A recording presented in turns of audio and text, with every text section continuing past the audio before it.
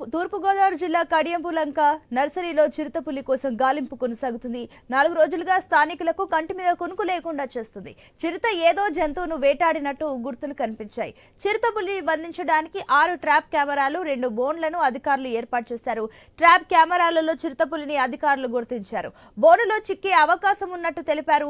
చిరుతను బంధించేందుకు 60 మంది అటవీ శాఖ సిబ్బంది శ్రమిస్తుంది. సమీప మండలాల ప్రజలను అధికారులు అప్రమత్తం చేశారు.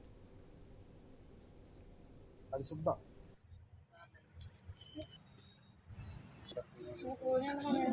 అన్నీ వదిలేస్తా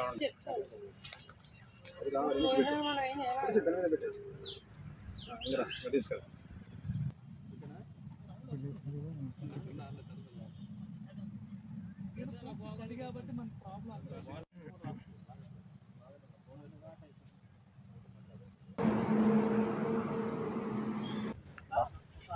బకెట్ తీసుకురా, బకెట్ తీసుకొచ్చి అది అదిగా తీయాకు ఆరని అది చూద్దాం.